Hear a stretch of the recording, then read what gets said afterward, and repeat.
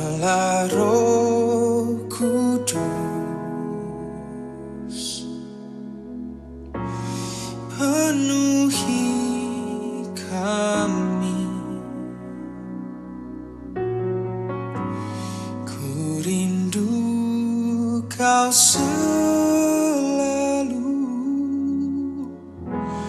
dalam hidupku.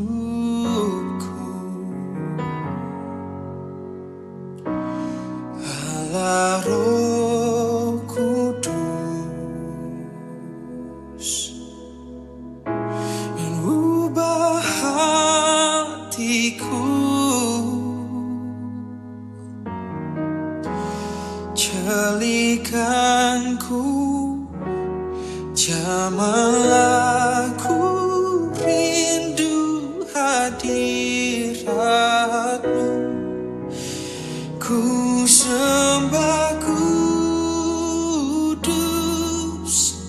kudus, kuduslah Tuhan, dan ku sanjung Kau mulia, mulia bagimu Tuhan. Ya, Shalom, Soteria. Selamat berjumpa kembali dengan saya Bejana ya dalam acara HDM dan pengurapan. Saya mau melanjutkan untuk hari Rabu yang lalu karena saya sudah bicara mengenai khotbah ini berseri, saudara-saudara, ya, yang akan disertai dengan pengurapan dengan minyak, ya, minyak yang sudah didoakan, dikuduskan, dan tetap saya mau bicara dengan satu tokoh, ya, seperti Rabu yang lalu, yaitu Petrus, si batu karang yang teguh.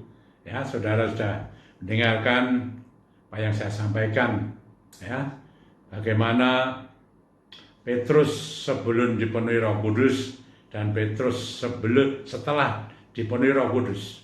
Ya, di dalam saat itu dia berhadapan dengan mahkamah agama, ya, orang-orang yang pandai-pandai, dan Petrus sendiri dikatakan orang biasa, tidak terpelajar, karena dia memang asalnya, basicnya itu ya seorang nelayan, ya, orang nelayan. Tapi dia punya pekerjaan kan, lalu dia dipanggil Tuhan menjadi penjala manusia. Nah ini saudara, yang kemarin bagaimana Roh Kudus yang memenuhi Petrus ini memberikan hikmat Roh Kudus. Dan sekarang saudara, ini masuk dalam jilid 2 ya, akibatnya dipenuhi Roh Kudus, jilid 2. Saya mau baca, ya, saudara, kita baca di dalam Kisah Rasul pasal 2, saya baca ayat 41. Tapi saudara bisa mengikuti itu kalau membaca mulai ayat 14 sampai 41. Ya, di sana kalau ini kita lihat perikopnya adalah khotbah Petrus. Ya. Petrus setelah penuh Roh Kudus berkhotbah, saudara-saudara. Ayat 41 demikian. Orang-orang yang menerima perkataannya itu, ya, Kisah Rasul pasal 2 ayat 41. Saya ulangi lagi. Orang-orang yang menerima perkataannya itu, perkataannya Rasul Petrus, ya, yang sudah dipenuhi Roh Kudus itu, memberi diri dibaptis. Dan pada hari itu jumlah mereka bertambah kira-kira 3.000 jiwa. Luar biasa saudara-saudara. Ya, seorang biasa, tidak terpelajar, berkhotbah. Dulu yang pernah menyangkal, mengutuki Tuhan Yesus Kristus, menyumpahi. Tapi ketika berkhotbah, ya, luar biasa setelah penuh Roh Kudus, khotbah, yang dipenuhi dengan Roh Kudus luar biasa. 3.000 orang bertobat. Ya. Ini saudara-saudara, ya, tentu dalam khotbah ini memberitakan kabar sukacita, kabar keselamatan, tentu semua kepada Tuhan Yesus Kristus, Sang Juru Selamat itu. Ya, luar biasa saudara-saudara. Khotbah memberitakan Tuhan Yesus Kristus, siapa Dia sebagai Sang Juru Selamat. Ya, 3.000 orang. Ya, terus terang seperti ini kan saya belum pernah. Tapi ada ayat saudara dalam, ya, di dalam Injil, ya, di dalam Injil Lukas, ya, pasal 15 ayat 7 saudara, kalau membuka di sana dikatakan Yesus mengatakan satu orang bertobat. Ada sukacita di surga. Ya, tidak sampai ribuan loh, satu orang. Betapa pentingnya jiwa ini saudara. Ya, pelayanan yang saya dapatkan mengenai healing and deliverance ministry, ya, bicara mengenai mujizat, kesembuhan, kelepasan, keajaiban. Bukannya lalu kita tidak bicara mengenai keselamatan, ya. Bukan kita tidak menginjil saudara, karena kita berdoa di dalam nama Tuhan Yesus Kristus. Ya, saya katakan satu saja bertobat. Tuhan mengatakan gitu. Ada sukacita di dalam surga. Ada kemenangan yang luar biasa. Ya, itu saya lakukan saudara-saudara. Lewat pelayanan ini, ya, entah saya tidak bisa tahu berapa jiwa yang sudah sebelumnya tidak mengenal Yesus Kristus sebagai Tuhan, tidak percaya. Tapi oleh karena mereka menikmati kemurahan Tuhan, ya, menikmati kasih Tuhan, kuasa Tuhan lewat Roh Kudus ini, mereka bertobat, terima Tuhan Yesus Kristus. Ya, ini saudara-saudara yang terbukti bagaimana orang biasa tidak terpelajar dapat melakukan seperti itu. Bukan orang yang pandai-pandai saudara, ya, tapi ini orang yang biasa tidak terpelajar, tapi penuh Roh Kudus. Ini rahasianya. Siapa saja saudara-saudara, ya, coba saudara bisa melihat, mendengar sekitar saudara, bagaimana hamba-hamba Tuhan, ya, pendeta-pendeta, gembala-gembala, penginjil-penginjil, pengajar-pengajar, sekali khotbah 3.000 orang. Tapi saya hanya satu saja, saya tidak bersyukur. Karena itu juga firman Tuhan. Apalagi lebih, puji Tuhan, saudara-saudara. Saya juga bersyukur saudara-saudara. Waktu awal-awal pertama, entah itu mereka sudah percaya atau mungkin lemah iman percayanya. Ya, waktu saya diserai mandat untuk pelayanan HDM, pelayanan kesembuhan dan kelepasan, ini enggak mudah. Ya, tidak hanya kata khotbah saja selesai, tidak, tapi harus ada hasilnya saudara. Pertama kali saya kan 7 orang. Ya. Tahun 2003. Ya. Tapi saudara lihat sekarang, saya tidak bisa menghitung saudara. Karena yang saya layani bukan hanya di dalam gedung gereja saja, tapi sampai di luar gedung gereja dan di luar kota Semarang, luar pulau, dan akan sampai mancanegara. Mereka menikmati seperti ini, entah berapa ribu, saya tidak tahu. Entah diantaranya itu saudara-saudara, karena saya melayani bukan karena soal agama, tidak, soal kemanusiaan. Dan saya berdoa di dalam satu nama yang saya sembah, saya puji, yaitu Tuhan Yesus Kristus yang memiliki segala-galanya. Saat kita masih di dunia ini, ya, kita butuh yang namanya mujizat, keajaiban. Ini yang saya lakukan saudara, terus menerus dalam pelayanan ini, ya.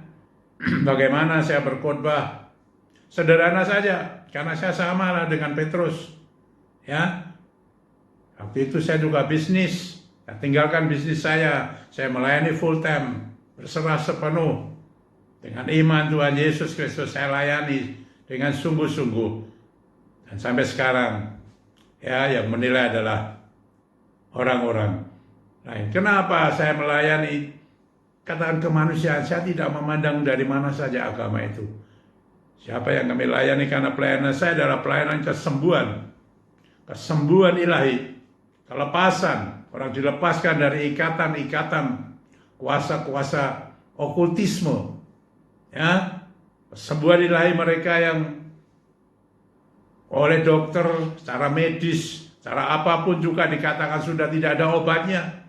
Tapi Tuhan Yesus Kristus, oleh kuasa Roh Kudus itu, saudara-saudara, orang yang dikatakan tidak dapat sembuh dan dikatakan bahkan mesti mati, ya, mereka beroleh kesembuhan ilahi, hidup kembali oleh karena kemurahan Tuhan saja. Dan mereka yang dulunya belum percaya menjadi percaya. Ya, ada cerita, saudara, pengalaman saya. Ada seorang usianya di atas saya, saudara. Ya, dia dari kepercayaan lain.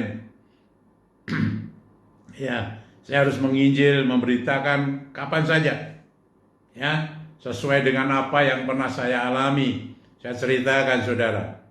Ya, pada saat itu orang ini menderita sakit, saudara, karena salah satu sebab ini terjadi ketika dia pergi ke luar negeri dan penyakit itu dibawa dari sana. Saya tidak mau cerita karena itu menyangkut kepercayaan lain, saudara. Tapi dia datang ketemu saya di kantor, dia sakit. Kenapa, saudara? Peluhnya merah seperti darah. Awal-awalnya. Dan yang terakhir, peluhnya bisa menjadi hitam, saudara. Dia sakit. Lalu dia cerita mengenai kepercayaannya kepada saya mendengarkan dengan baik sampai selesai. Ya, setelah selesai, saya juga menceritakan tentang kepercayaan saya, tentang Tuhan saya, Tuhan Yesus Kristus, sesuai dengan Alkitab, bahkan saudara, dengan pengalaman real.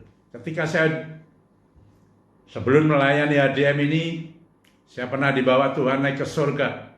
Dan bagaimana saya diberitahu dan saya tanya pada waktu itu, memang ada tanya jawab. Ya, tangan saya dipegang, saya tanya siapa Tuhan yang boleh masuk dalam kerajaan ini, kerajaan surga. Karena saya melihat kerajaan surga di sana.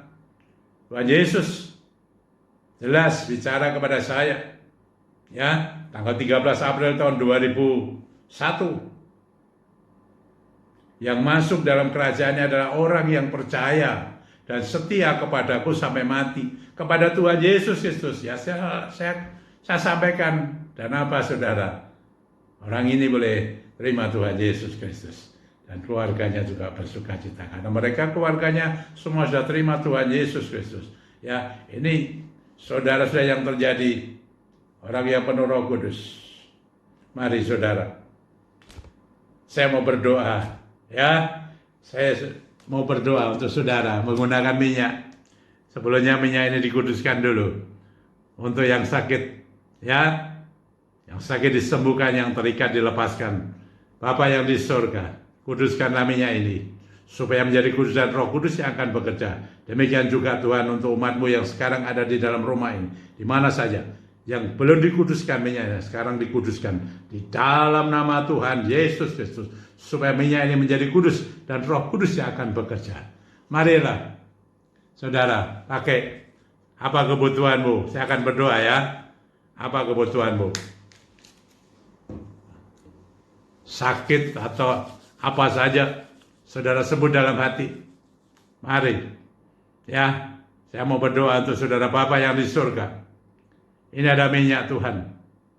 Engkau melihat ada yang sakit, ada yang terikat, atau mereka butuh doa kepadamu Tuhan. Apa saja yang dibutuhkan saat ini, yang saat ini kondisinya begitu sulit, Roh Kudus yang akan bekerja. Kalau ada yang sakit, mari urapkan itu.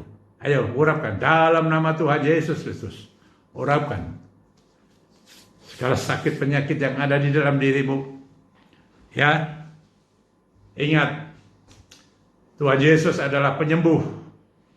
Sakit apapun yang secara medis dikatakan tidak mungkin dapat sembuh, sekarang dalam nama Tuhan Yesus Kristus saya perintahkan segala sakit apapun di dalammu itu sembuh, keluar oleh karena karya Roh Kudus. Dan Roh Kudus bekerja. Bahkan ikatan-ikatan, kuasa-kuasa gelap yang ada, saya patahkan semua dalam nama Tuhan Yesus. Keluar semua. Dan Roh Kudus yang akan bekerja. Mari, engkau sembah Dia. Dan segala yang kau butuhkan, Tuhan yang akan mengerjakan semuanya. Di dalam nama Tuhan Yesus Kristus. Haleluya. Amin. Iya, mari kita nyanyikan. Ku nyanyi. Haleluya. Ya, nyanyikan itu saudara. Kita nyanyikan ku nyanyi haleluya. Amin. Ku nyanyi